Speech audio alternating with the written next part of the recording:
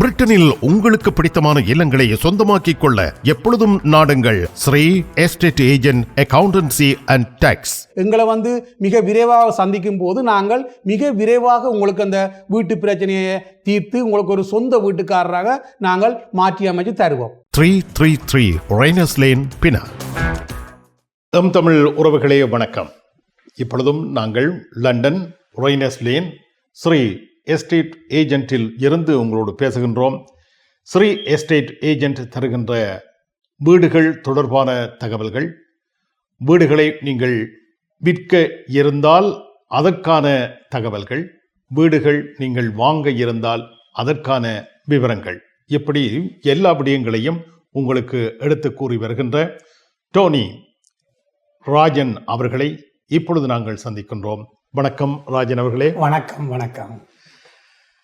நாங்கள் வீட்டு விடயங்கள் தொடர்பாக பேசுவதற்கு முன்னர் இப்பொழுது இந்த பிரிட்டன் நாட்டிலே ஏற்பட்டிருக்கின்ற ஒரு அரசியல் மாற்றம், உள்ளூராட்சி சபை தேர்தல்கள் நடைபெற்றிருக்கின்றன.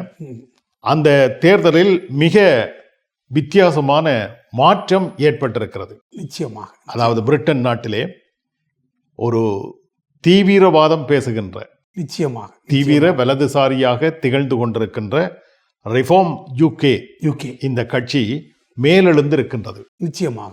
இது தொடர்பாக நீங்கள், ஏனென்றால் நீங்கள் வர்த்தகம் மாத்திரமல்ல, அரசியல் விடயங்களிலும் நீங்கள் கவனம் செலுத்துகின்ற ஒருவர் என்பதால் பொருளாதாரம், அரசியல் எல்லாம் பின்னி பிணையப்பட்டது. வீட்டில் இருக்க வேண்டும் என்றால் அரசியல் தெரிய வேண்டும். தெரிஞ்சிருக்கும். பொருளாதாரம் நாங்கள் படித்த காலத்திலேயே பொருளாதாரம், அரசியல் எல்லாம் பின்னி பிணையப்பட்ட ஒரு விடயம், எல்லாம் ஒன்றோடு ஒன்று கலந்திருக்கு, ஒன்றோடு கலந்த விடயங்கள். இது லேபர் விட்டு பாரியோரு பிள்ளை. இந்த இந்த இந்த ரிஃபார்மின் வெற்றி லேபருடைய தோல்வி ஒரு நீண்ட காலமாகவே நான் ஒரு முறை நாங்கள் வீடியோவில் கதைக்கும் போது இந்த டேக்ஸ் விஷயமாக கதைச்சு நாங்கள் அப்போவே நான் சொன்னேன், லேபர் பாரியோரு தோல்வியை சந்திக்கும், இப்படியான விடயங்களை தாங்கள் மாற்றிக்கொள்ளேன்னு எங்களோட வீடியோ போய் பார்த்தீங்கன்னா அதில் தெளிவாக நான் சொல்லியிருக்கிறேன். அப்போ இப்படி வரப்போகுதுன்றது நான் முன்கூட்டியே சொல்லியிருக்கிறேன். என்ன விடயம்னு சொன்னால், லேபர் தன்னுடைய அந்த டேக்ஸ் விஷயங்களை, இப்படியான பல விடயங்களை மாற்றி அமைக்க இல்லை. தொடர்ந்து வர்த்தகருக்கெல்லாம் ஒரு பாரிய ஒரு பாதிப்பு. ஒரு வீட்டை வாங்கி வாடகை கொடுக்குறவர்கள் அந்த டெனன்ட் சம்பந்தமான விடயங்கள்ல எல்லாம் மிக மிக அவைகளுக்கு சப்போர்ட்டாகவும் லேண்ட்லோட்டுக்கு எதிராகவும் பல விடயங்கள் சட்டத்திலே இருக்குது.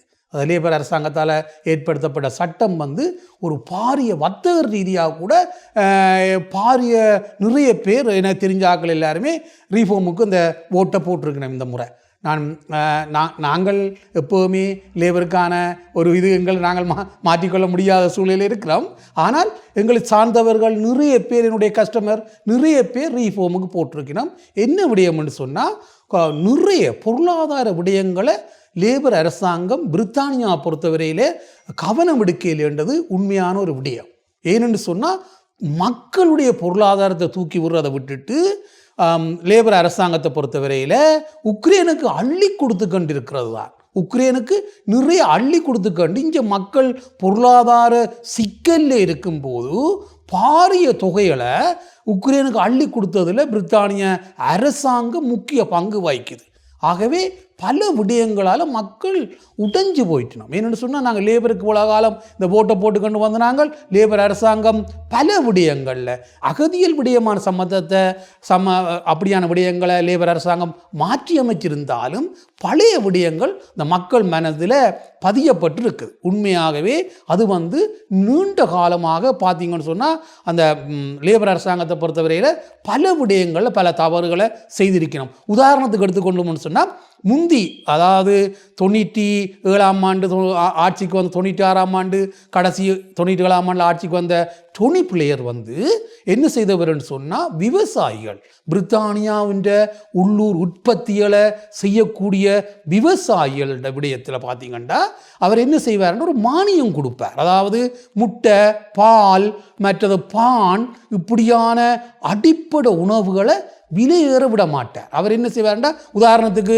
ஒரு முட்டை ஒரு 10 சத்துக்கு வருகுதுன்னு சொன்னால் மார்க்கெட்டுக்கு அந்த முட்டையை ஒரு 5 சதத்திலேயே வச்சிருப்பார்.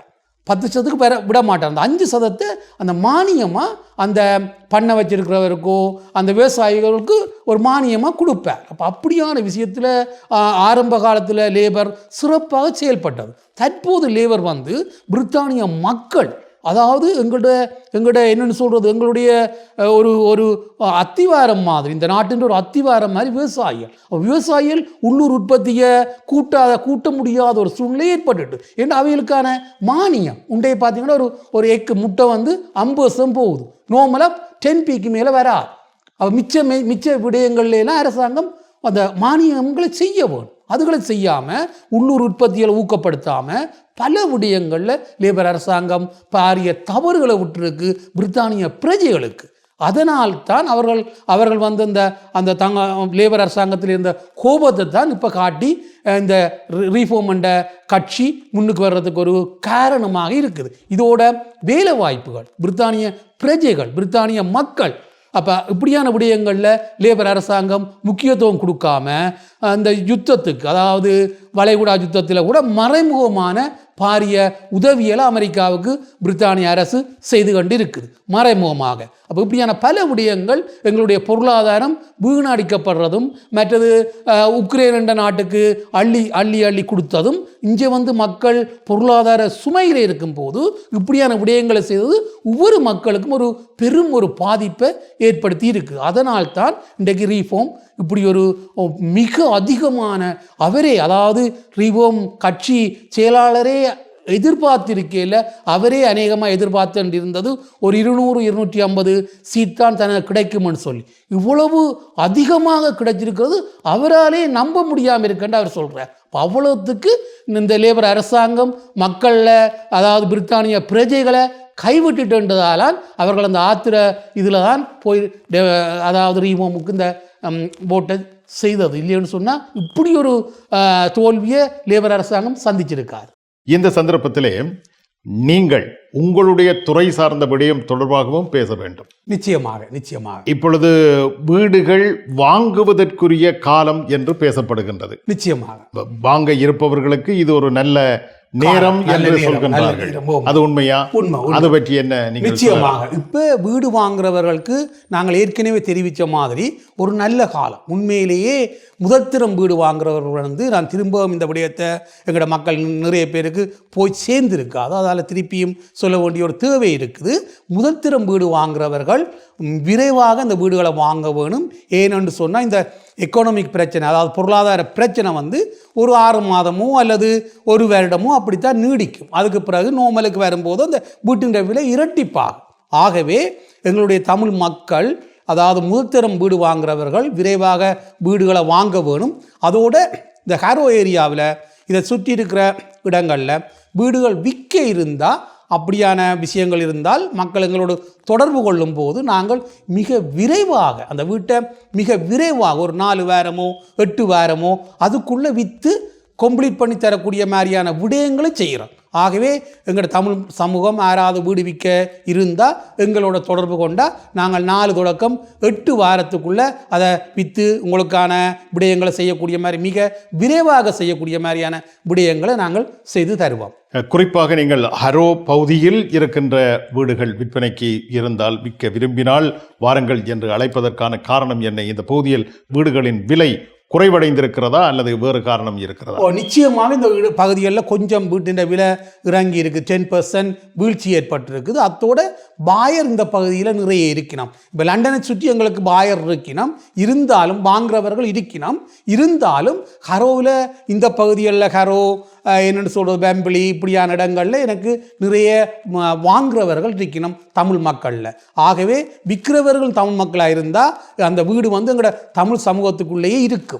ஆகவே அந்த வீட்டை இன்னொரு ஆளுக்கு போகாமல் அதை நாங்கள் தடுத்து எங்களோட தமிழ் ஆக்கள்கிட்டயே தமிழர்களுடைய வீடுகள் ஒருத்தர் விற்றா ஒருத்தர் வாங்கக்கூடிய மாதிரி ஒரு சூழ்நிலையை ஏற்படுத்தி விட்டோம்னா மாறி மாறி எங்களோட எக்கனாமிக் தமிழ் மக்களுடைய அந்த பொருளாதாரம் வளர்ச்சி அடைஞ்சுட்டு இருக்கும். அப்போ அதுக்காகத்தான் நான் கூடுதலாக எங்களோட தமிழ் மக்களுடைய வீடுகளை விற்க போகிறீங்கண்டா அதுக்கான விடயங்களை செய்கிறது, அப்படி விற்க வர்ற வீடுகளை விற்காமல் தடுத்து அவர்களுக்கு வேண்டிய அவர்களுக்கு என்ன தேவையோ அதுகளை செய்து கொடுத்து அந்த வீட்டை ஒரு வீடு இருக்கிறவர் வந்தால் விற்காம தடுத்து அவருடைய பிரச்சனையை தீர்த்து விடுவார். அதனால் அந்த வீடுகள் சூழ்நிலைகளை பொறுத்து இப்போ வீட்டின் மார்க்கெட் குறைஞ்சிருக்கிறதால மக்கள் விரைவாக வந்து அந்த வீடுகளை வாங்குறது மிக சிறப்பான நேரம். இப்போ நீங்கள் கூறிய தகவல்களை எல்லாம் கேட்டுக்கொண்டிருக்கின்ற மக்கள் நிச்சயமாக உங்களை நாடி வந்து உங்கள் சேவையை பெற்றுக்கொள்வார்கள் என்று நம்புகின்றோம். மிக்க நன்றி. நிச்சயமாக நன்றி. வணக்கம். வணக்கம். பிரிட்டனில் உங்களுக்கு பிடித்தமான இல்லங்களை சொந்தமாக்கிக் கொள்ள எப்பொழுதும் நாடுங்கள் Sri estate agent accountancy and tax. எங்களை வந்து மிக விரைவாக சந்திக்கும் போது நாங்கள் மிக விரைவாக உங்களுக்கு அந்த வீட்டு பிரச்சனையை தீர்த்து உங்களுக்கு ஒரு சொந்த வீட்டுக்காரராக நாங்கள் மாற்றி அமைச்சு தருவோம். 333 ரெய்னர்ஸ் லேன், பினாங்.